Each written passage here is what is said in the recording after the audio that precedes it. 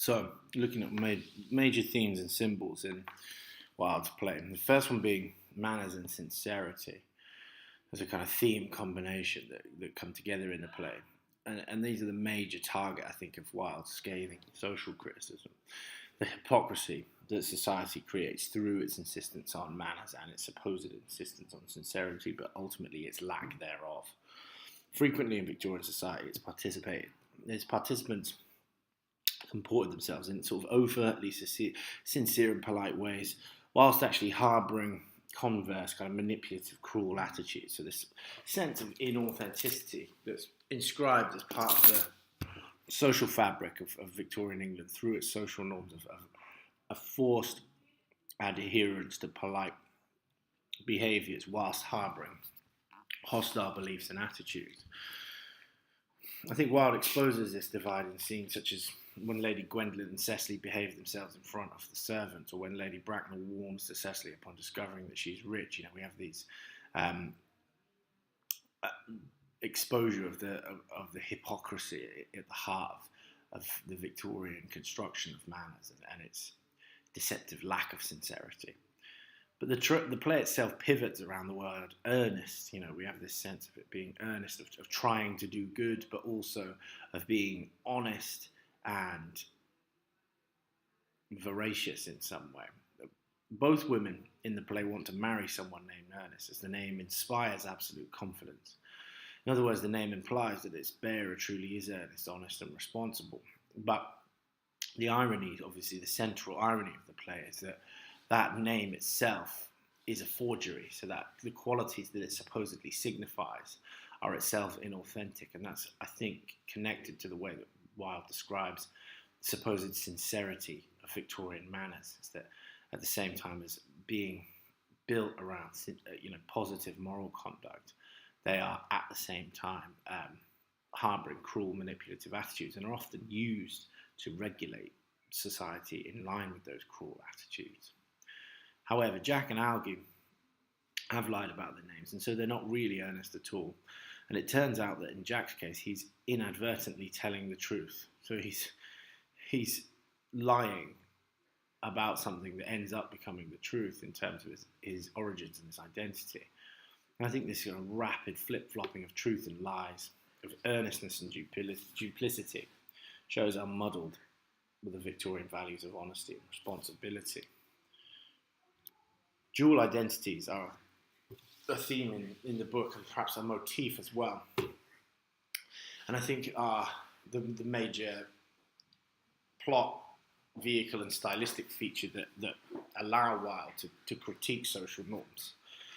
Because they are a subset, I think, of the sincerity theme, and Wilde uses them to explore in depth ultimately what it means to have a dual identity in Victorian society and what we can take to be an honest, earnest self. The duality is, I think, most apparent in Algy and Jack's Bunbury, the way that they create an alter ego to allow them to evade responsibility. And there's a suggestion that Bunbury is a cover for sort of homosexual liaisons, and at the very least serve as an escape mechanism from oppressive marriages. But other characters also create these alternate identities. For example, Cecily writes correspondence between herself and Ernest before she's ever met him. And unlike real men who are free to come and go as they please, she's able to control this version of Ernest. Finally, the fact that Jack has been unwittingly leading a life of dual identities shows us that our alter egos aren't actually as far from our real identities as we would perhaps like to think. So this sense of separating ourselves into these components and then discovering that the components that we've supposedly distanced from ourselves are actually part of our identity is something that in the end Wilde is trying to expose to us, that if we want to sort of ostracize these aspects of our character that are not permitted by repressive social norms, we will discover soon enough that they are actually an integral feature of who we are. He critiques marriage as a social tool, and I think this is probably his most concrete critique in the play of the, not necessarily marriage itself, but of the manipulative desires that revolve around it. Gwendolen and Cecily are interested in their mates, it appears, only because they have disreputable backgrounds. So Gwendolen is pleased to learn that Jack was an orphan, and Cecily is excited by Alden's wicked reputation. So they're basically attracted to bad boys. Their shared desire to marry someone named Ernest demonstrates that their romantic dreams really hinge upon titles rather than character and integrity, and the men aren't really much less shallow.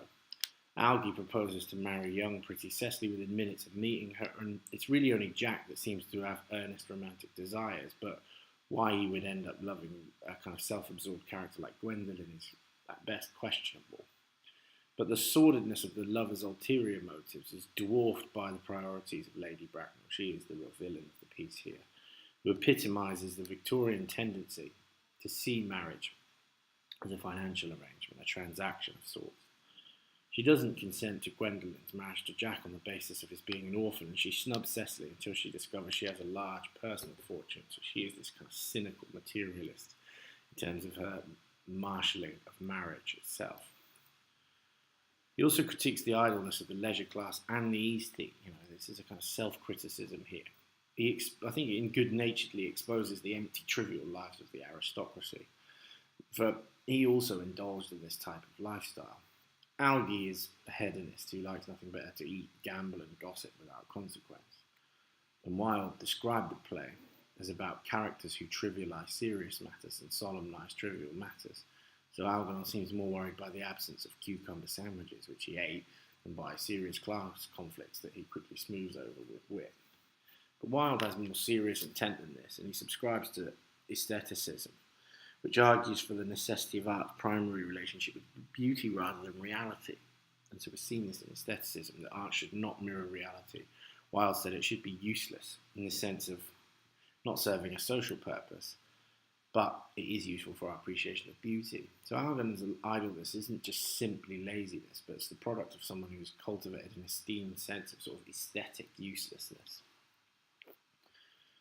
The symbols in the play are important as well. Bunbury and Ernest are the symbols, I think, of empty promises and deceit in the Victorian era.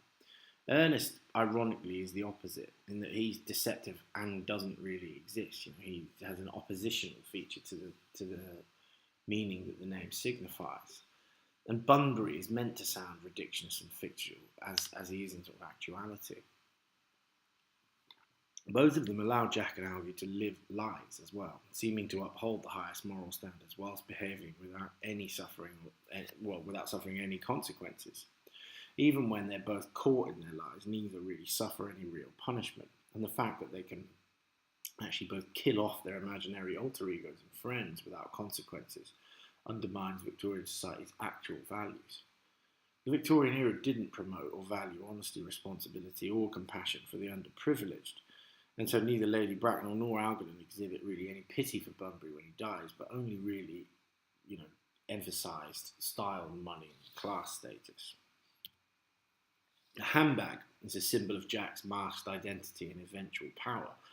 It's the handbag that baby Jack was placed in is, as Miss Prism describes it, completely ordinary. Like any other well-used purse, it's worn from overuse.